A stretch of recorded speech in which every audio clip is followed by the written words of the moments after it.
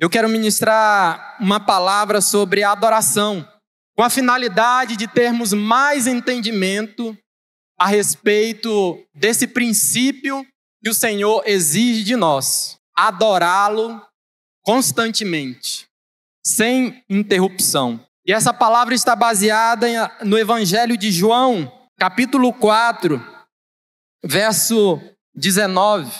Várias pessoas neste culto têm muito tempo de convivência com a igreja, alguns desde criança. Mas qual o motivo de nos reunirmos? Qual o motivo do nosso ajuntamento todos os domingos e em outros dias da semana, como por exemplo, no pequeno grupo? Qual o motivo que leva as pessoas a se reunirem? De vez em quando é preciso nos questionarmos sobre coisas como essa para andarmos alinhados com Deus, de forma que aquilo que estamos fazendo para Ele ou em nome dEle, e a gente não se perca desviando nem para a direita, nem para a esquerda, mas continuemos firmes no caminho proposto pelo Senhor. Vemos nas Escrituras que o nosso objetivo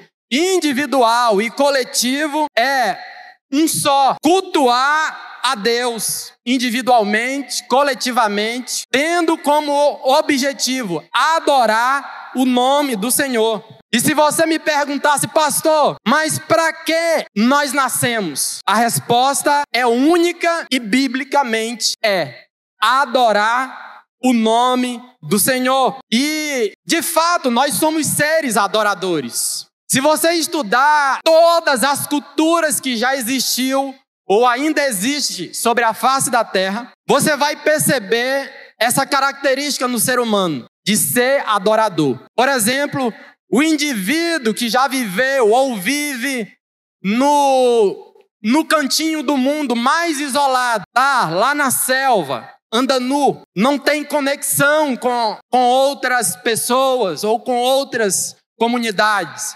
Ele vai estar adorando algo ou alguém, Se você pegar um outro indivíduo civilizado, num ambiente mais tecnológico, avançado possível, ele vai estar adorando algo ou alguém. Então, em todas as culturas, há indivíduos que adoram. Mas a diferença que eu quero colocar aqui é que há algo diferente que cativa o coração de cada pessoa, para que ele possa se curvar e adorar, seja um objeto ou seja uma pessoa. A única diferença vai ser essa, que as pessoas vão ter motivos diferentes que estão cativando seus corações e levando-os a adorar. E então a pergunta é: a quem ou a que você está adorando? Para que você nasceu? Para adorar. Nós nos reunimos com que finalidade? Para adorar. O motivo de nós estarmos aqui é, de fato, adorar a Deus. Nós nos reunimos com esse propósito. Mas apesar disso ser extremamente óbvio, por vezes nós não estamos nos movimentando dessa maneira. A gente não está fazendo, por vezes, aquilo que Jesus, que o Pai ensinou. Quer um exemplo? Quantas vezes você lá na sua casa, é dia de culto, seja de PGM, seja escola bíblica, seja culto de celebração à noite, aí você está vendo que vai atrasar e você está lá vidrado na internet, você está lá vidrado no programa de domingo e pensa ou fala: não, eu vou mais devagar aqui e eu sei que eu vou perder a parte da adoração, do louvor, mas aí pelo menos eu chego na hora da palavra e está tudo bem. Quantas vezes isso já ocorreu? Você conscientemente faz isso e talvez até pense: não, aquele pessoal do louvor, eles só preparam para o momento da palavra. Então não vai ter um grande erro, um pecado assim, não. O importante é chegar na hora da palavra. Na verdade, a palavra deveria preparar o nosso coração para adorar o nome do nosso Senhor. A palavra tem que mostrar quem é Deus para que a gente termine em adoração. E eu não estou dizendo aqui com isso sobre ordem ou liturgia do culto, não. Por exemplo, se a gente fosse colocar em um grau de importância o motivo de nós estarmos aqui, qual seria em primeiro lugar? Seria adorar o nome do Senhor, adorar, trazer glória ao nome dele. Se a gente tivesse que escolher, graças a Deus a gente não tem, mas se a gente tivesse que optar em fazer o quê? Em 30 minutos, o que nós deveríamos fazer? É óbvio que deveria ser adorar a Deus. É o que fazem os cristãos perseguidos no pouco tempo que têm quando se reúnem. Adoram o nome do Senhor. Mas é claro que deve estar, esse ensino, essa consciência deve estar dentro de nós, movidos pela palavra e pelo Espírito Santo de Deus, que nós devemos adorar e continuar adorando o nome do Senhor. E eu quero refletir a respeito disso. João 4, verso 19. Jesus tem um encontro com a mulher samaritana e a coisa mais profunda, o ensinamento um dos mais importantes da palavra do Senhor. Ele não disse para diante de um congresso. Jesus não disse naquela conferência dos 5 pães e 2 peixinhos,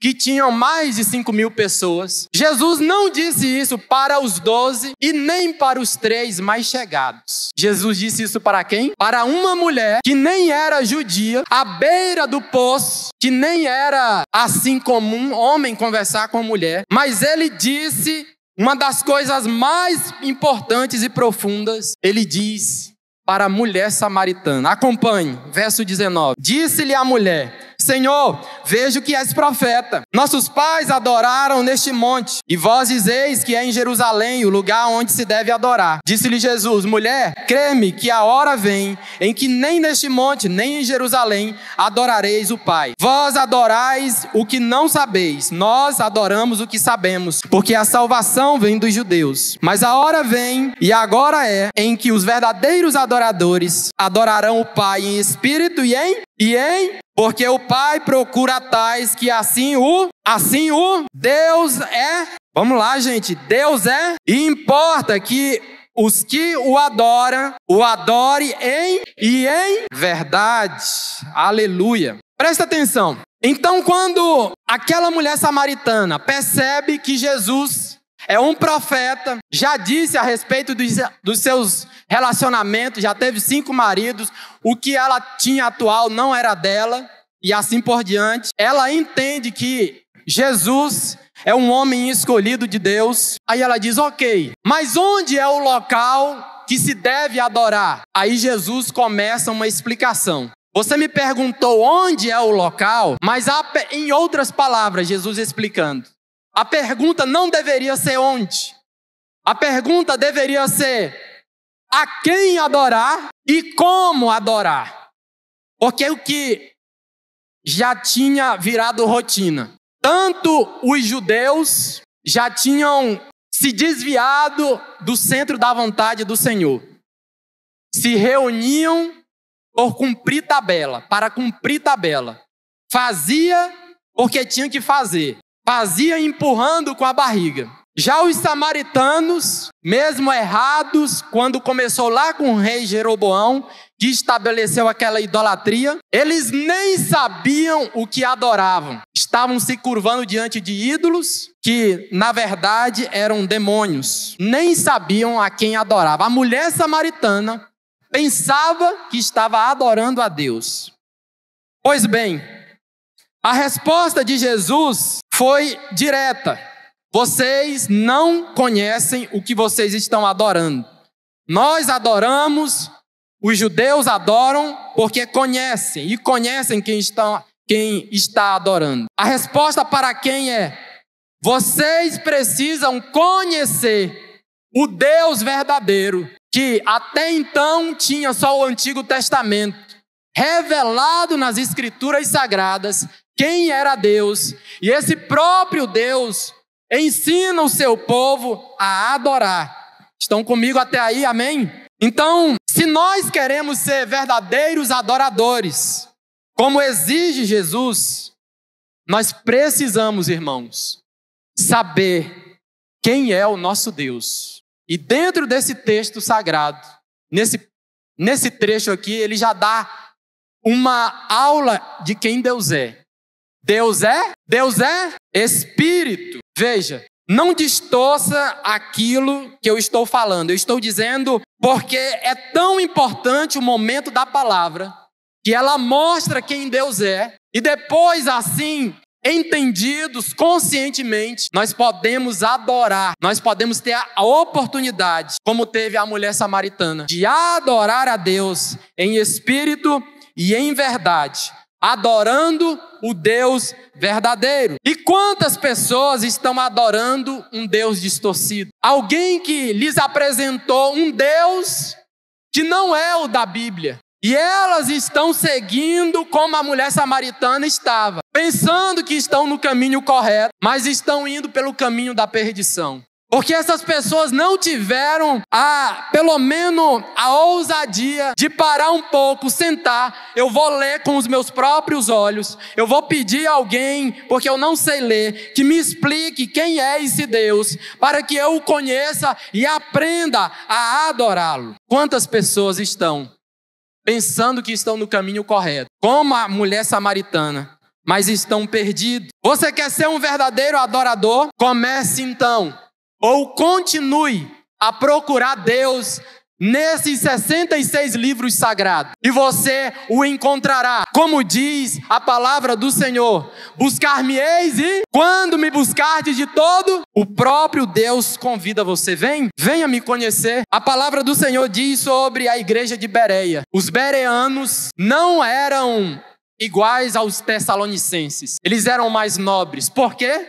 Porque eles conferiam, após as pregações de Paulo e outros, conferiam se aquilo que foi dito estava batendo com a palavra, estava encaixado na revelação dada até então. Deus nos convida para esse ato de nobreza, de conhecê-lo. A pergunta não é sobre onde adorar, a pergunta é como adorar. E ele afirma: a partir de agora não tem um local em específico. A partir de agora você pode ser o templo, a casa do Deus vivo, e aonde você estiver, seja em espírito e em verdade, você pode estar prestando um culto ao Deus verdadeiro. Aleluia! Primeiro, nós temos que adorar em verdade. Nós temos que adorar racionalmente. E aí, eu fui verificar o significado de adorar nas duas línguas que foram escritas, os originais do Antigo e Novo Testamento. No Antigo Hebraico, a palavra para adorar é shakar. No grego, que é o Novo Testamento, a palavra para adorar é proskuneo. E ambas as palavras traduzidas para o português, significa prostrar, que está ligado com o sinônimo de adorar. Porque na antiguidade, quando alguém estava de joelhos ou de pó no chão, de rosto ao chão, estava estendido, falando e adorando num ato de rendição àquele que ele estava prestando culto. Quando alguém via, ainda que de longe, olha lá, aquela está adorando. Então a palavra que foi escrita no Antigo e no Novo Testamento significa prostrar. Adorar é prostrar-se diante de Deus, se prostrar diante dele. O que Jesus vem trazer para a gente não é simplesmente um se prostrar exterior, mas se prostrar interior. Como assim, pastor? De duas formas: se prostrar à verdade, se prostrar intelectualmente, aqui com a sua mente, com os seus neurônios, com o seu raciocínio, com o seu intelecto, chegar ao raciocínio de fé, que Ele é digno, Ele é santo, Ele é amor, Ele é espírito, Ele é santo e eu não sou, Ele é digno e eu não sou, e racionalmente se prostrar diante de Deus. O que Jesus quer, irmãos, é uma adoração inteligente. O que aconteceu lá em Jerusalém, em Samaria, era que aqueles dois povos tinham perdido o norte da adoração. E o que Deus quer da sua igreja é que a gente se prostre racionalmente, de forma inteligível, não para se amostrar, não para cumprir uma tabela, não para dizer, olha como eu sou santo, não. É para adorar a Deus, é para chamar a atenção do Senhor com a nossa adoração. Naquele diálogo, Jesus estava estabelecendo mais um princípio da nova aliança. Chega, até aqui basta. O que Deus exigiu de adoração, nenhum povo, nem outro está fazendo. Estão fazendo de forma errada. Basta, chega disso. Isso, não, Deus não quer isso. O que Deus quer é uma adoração em verdade, uma adoração que você use o seu cérebro, envolva o seu cérebro na adoração, que na adoração você pense naquilo que você está fazendo. Isso nos lembra em coligação com o que o apóstolo Paulo ensina a respeito de um culto racional. Se alguém adora a Deus em espírito, se alguém fala em línguas, que fale. Mas ele explica lá na carta aos Coríntios, mas que fale também de forma racional, de forma que edifique toda a igreja, que você adore também com o seu intelecto, usando também a sua criatividade, a sua imaginação, a sua inteligência. E eu fiquei buscando a respeito, quando foi que começou? Lembra de Abel? O que ele fez para adorar a Deus? Montou lá um altar e sacrificou um cordeiro. Lembra o nome do homem que invocou pela primeira vez o nome do Senhor? Esse fez o quê? Orou, invocou o nome do Senhor. O nome dele é Enos. Mais à frente surge os primeiros instrumentistas. E lá em Gênesis tem o nome deles. E eles começaram a adorar a Deus com música. Mais à frente vai estar os primeiros cantores. Adoravam a Deus de que forma? Com a sua voz. Lá mais à frente aparecem poetas, fazendo, escrevendo. Mais à frente aparece quem? Do outro lado do Mar Vermelho, expressando a sua adoração com tamborins e danças. Miriam. Então há várias formas de adorar a Deus. Deus não quer que seja engessado. Deus não quer que seja você copiando do irmão. Não tem que ser desse jeito, que senão não serve. Não. Adore a Deus em espírito e em verdade, da forma que Deus colocar no seu coração. Sem nenhum receio, mas desde que você esteja em espírito com Ele. Quantas vezes, aqui mesmo, no período de adoração, já cantado uma canção de adoração, e aí quem está ministrando leva a igreja a entender, adore ao Senhor. E às vezes há pessoas que ficam paradas, não expressam a sua adoração ao Senhor, fica como que uma estátua. Gente, Deus está aqui em espírito. Ele quer ver você se prostrar, tanto exterior como interior. Se você verificar, eu vou falar só para você entender os contextos de outras religiões. Muçulmanos, aqui foi falado um pouco na IBD, se você não vê, você perdeu. Se você vê em outras religiões que estão ligadas diretamente ao diabo, e eles se prostram, eles rasgam as suas vestes, eles se chicoteiam e enrolam no chão, se humilhando diante de um ídolo, e assim por diante. E o que Deus pede de nós é o quê? Adoração. se prostrar de forma humilde e voluntária. E a gente chega diante de Deus, cremos que Ele está em espírito aqui, que Ele está se movendo aqui, e a canção de adoração já está sendo soada. E a gente que ainda não entendeu isso, Deus exige um prostrar interior, mas também exterior, mas às vezes também das repetidas vezes, acaba caindo no mecânico. Começou a primeira música do louvor. Levanta a mão porque é de forma mecânica. Fecha os olhos porque aí vai fazendo isso domingo após domingo como se fosse de forma mecânica. Não, tem que fluir do Espírito Santo para o seu espírito, em verdade. Deus quer que você o adore com a sua mente, com o seu intelecto. Segundo, Jesus fala que o Pai quer aqueles que o adore em espírito. Veja, a verdadeira adoração envolve o nosso interior, o nosso coração. Não é somente uma adoração que envolve somente a mente, mas também o coração. Aqui Jesus está falando das nossas emoções. Jesus está falando das nossas lágrimas. Lembra daquela mulher que chorou aos pés de Jesus? Lavou os pés de Jesus com as suas próprias lágrimas.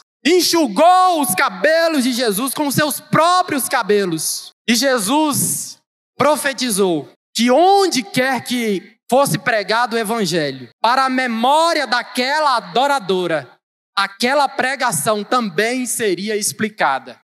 Chegaria ao conhecimento de todos os ouvintes. É bem parecido com esse texto da mulher samaritana.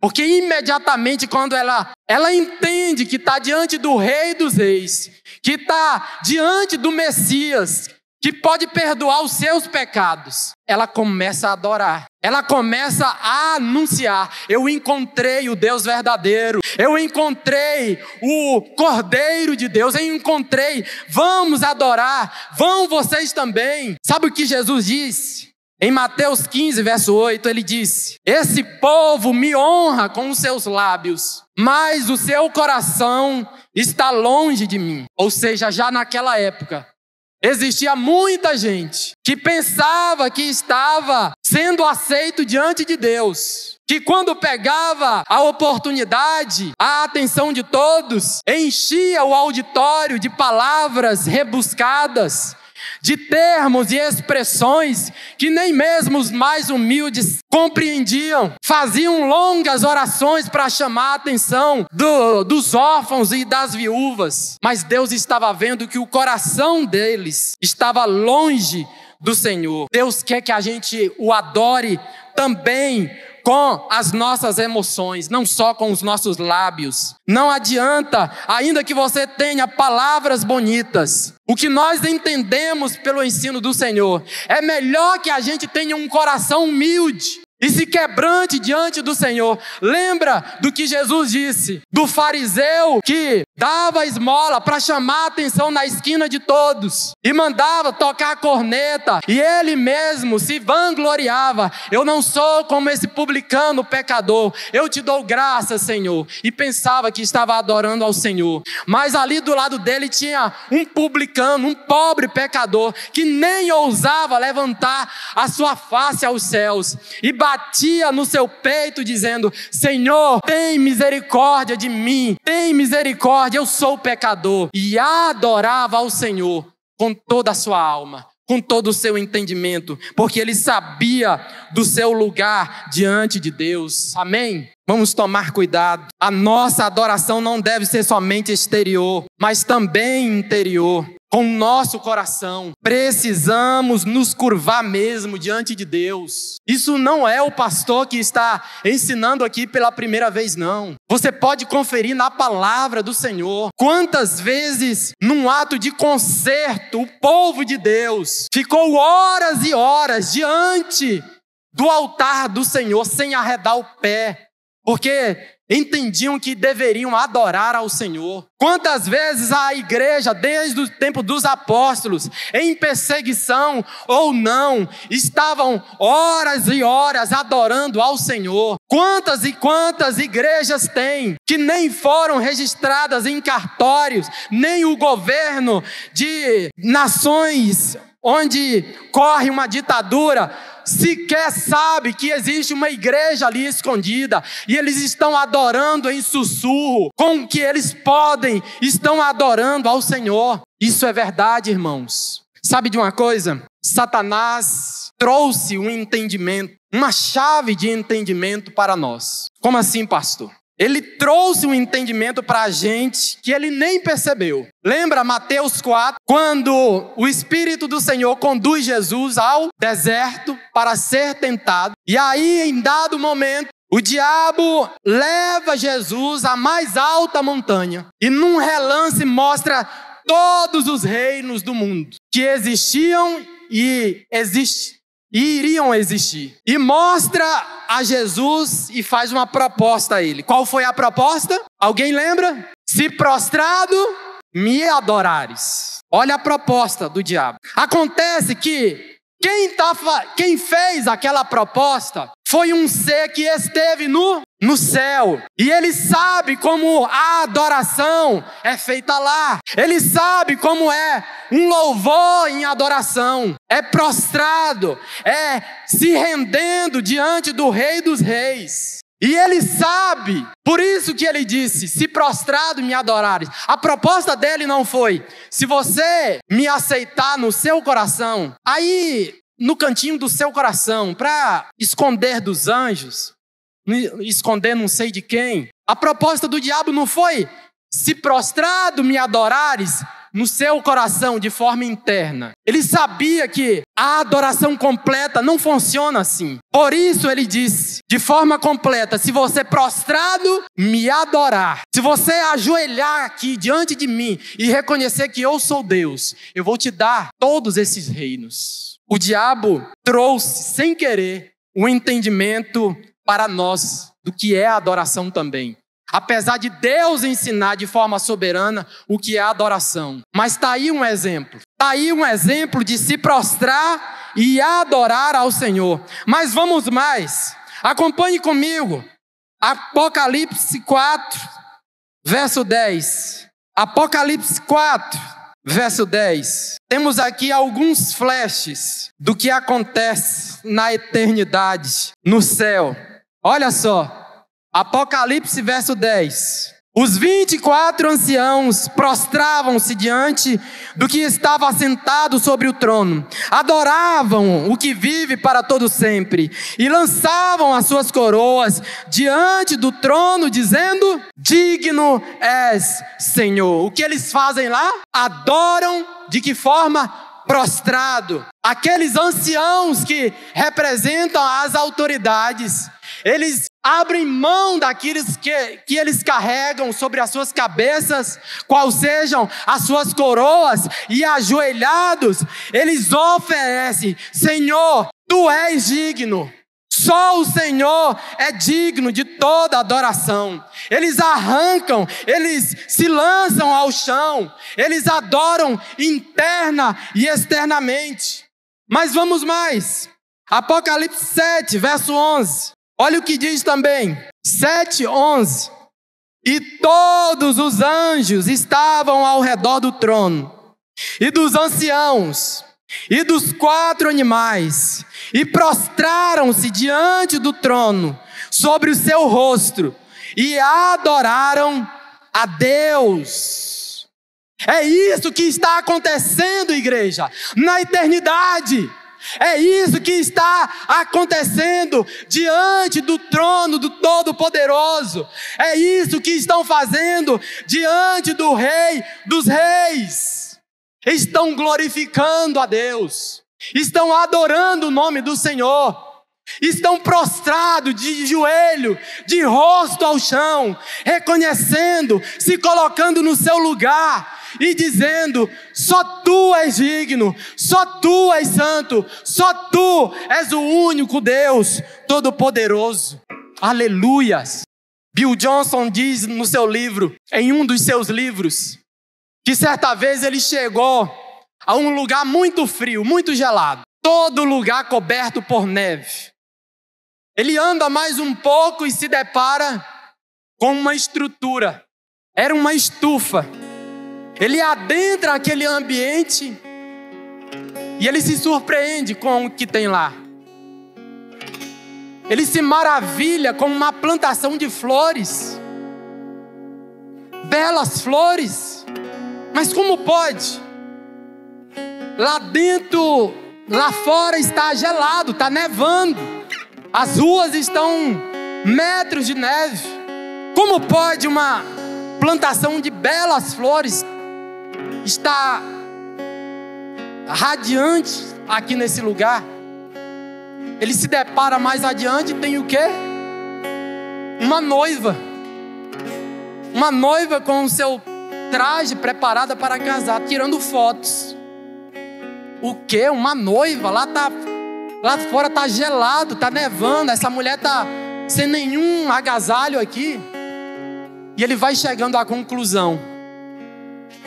Essa estufa, essa estrutura, esse ambiente bem quentinho aqui dentro, em contraste com o frio congelante lá fora.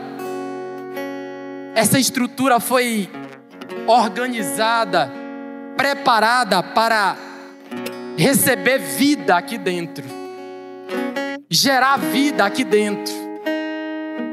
E a adoração a Deus deve seguir esse mesmo roteiro, sabe? Ainda que esteja gelado lá fora, ainda que haja uma frieza espiritual lá fora, aqui dentro tem que fluir uma fervorosa adoração a Deus. Ainda que haja morte lá fora, aqui dentro tem que fluir o rio que vem do trono de Deus. Nós temos que nos curvar, nos prostrar diante de Deus. O convite de Deus é para que a gente promova, que a gente crie uma atmosfera de adoração aqui essa noite. Que a gente levante uma adoração agora aqui a Ele. Se Ele está falando ao seu coração, não por força nem por poder, como diz a palavra do Senhor, mas pelo meu Espírito, diz o Senhor. Que você possa adorar o Senhor ainda essa noite. Mas qual deve ser o resultado dessa adoração? Pastor, como eu sei que a minha adoração está sendo bem aceita por Deus? É o local? A palavra já disse, não é o local. Pode ser o seu quarto, como Jesus disse. Vai para dentro dele, fecha a porta e começa a adorar o Senhor. Mas também quando nós estivermos reunidos, pode ser assim. Isso aqui, esse é o momento de você adorar o Senhor. Mas qual é o resultado? A prova de que essa adoração pode ser aceita por Deus. Qual é, pastor? É que depois de você se levantar dessa adoração, se você for um pai melhor, se você for uma mãe melhor, se você for um filho mais temente a Deus e honrando os pais, se você for um irmão mais amoroso, quer saber o resultado da adoração? É se você for um funcionário exemplar, se você for um patrão mais justo no seu local de trabalho, se você for, enfim, uma pessoa melhor depois da adoração. Essa é a resposta. Se for em espírito e em verdade, se você levantar da adoração a Deus e Ele te conduzir, e você se sentir, e Ele te aprovar como uma pessoa melhor, um adorador melhor, então sim, a adoração está sendo em espírito e em verdade. Se não, retorne às Escrituras, aprenda com o Pai, com Jesus, com o Espírito Santo, e você vai ver o que Ele é capaz de fazer na sua vida.